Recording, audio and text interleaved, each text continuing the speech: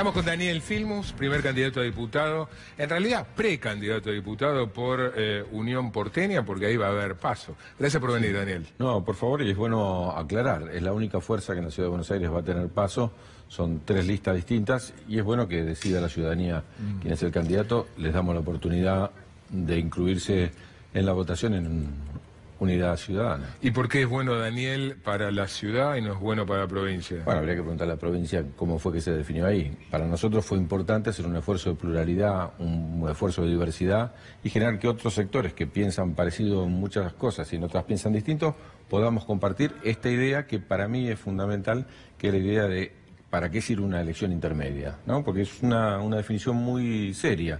Vos tenés Uruguay o tenés Chile, que tiene una elección cada 4 años, cada 5 años, y se renueva todo. La Constitución argentina me parece que es sabia en este sentido. Te pone una elección donde vos podés evaluar un gobierno y me parece que la ciudadanía va a tener la posibilidad de decirle a este gobierno si las cosas van bien o no. Y claramente me parece que la sensación que tienen todos los argentinos y en particular los porteños y las porteñas es una sensación de que así no vamos bien, porque hay que cambiar que ¿En la Ciudad de Buenos Aires? Sí. Los porteños parecerían, ¿no?, juzgar por las encuestas que no sé si la mayoría, pero el porcentaje... No, las encuestas muestran claramente que la gran mayoría de los porteños dicen que están peor que el 15 de diciembre del 2015. Muchos de ellos pueden decir que a pesar de que están peor, pueden tener esperanza en el futuro. Pero la realidad es que las cortinas se bajan, la realidad es que las pymes cierran, la realidad es que tenés que pagar a fin de mes luz, gas, tenés que pagar la administración, tenés que pagar un alquiler. La realidad es que cada vez hay menos trabajo y tenés condiciones muy difíciles para poder llegar a fin de mes. Eso lo recorres la Ciudad de Buenos Aires. ¿Cómo lees el voto a Elisa Carrió? Bueno, yo creo que el oficialismo tuvo una actitud bastante inteligente desde la perspectiva de ellos.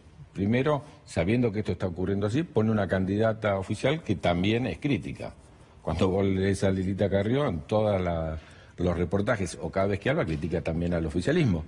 Y lo que hizo fue, bueno, lo que escuchamos recién de Lustó, ¿no? El plantear a alguien que es oficialista, tratar de colocarlo a pelear los votos de la oposición. Pero si eso fuera así, la hubiera colocado en el distrito más relevante que la provincia de Buenos Aires.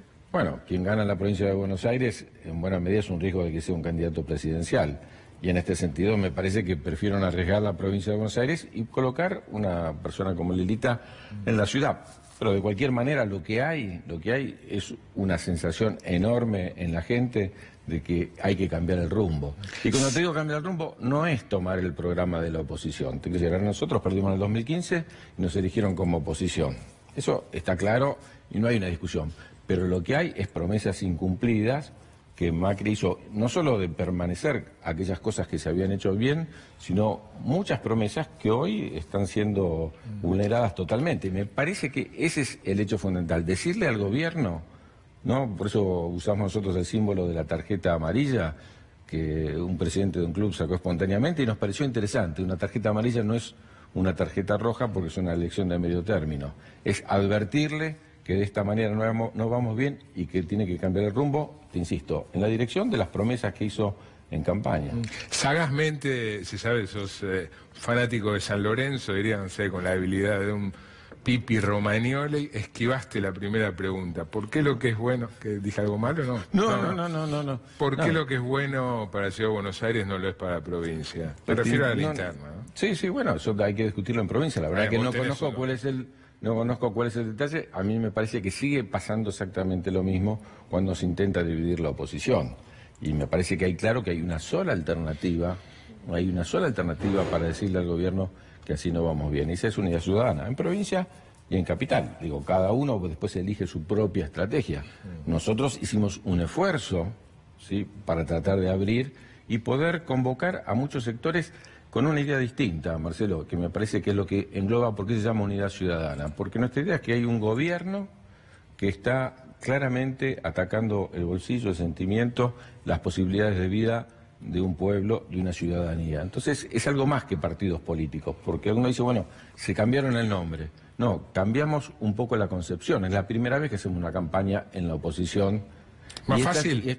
Sí. Fue tu quinta campaña, ¿no? Sí. En la ciudad. Es más fácil por una razón, como campaña para discutir. Hubiera preferido que no sea fácil, porque hubiera preferido que el gobierno hubiera hecho... Pero como candidato. Como candidato es más fácil porque este es un gobierno que realmente todas las medidas que toma, incluso las que hoy leímos en los diarios respecto de los consejos que la OCDE, o que hoy mismo, antes de las elecciones, están planteando el tema de la reforma laboral, o están planteando el tema de aumentar la edad de las jubilaciones, o están planteando el tema de más apertura en las importaciones, hoy mismo el Diario de la Nación saca una nota del acuerdo con la Unión Europea que ni siquiera dejarían entrar el biodiesel ni dejarían entrar la carne.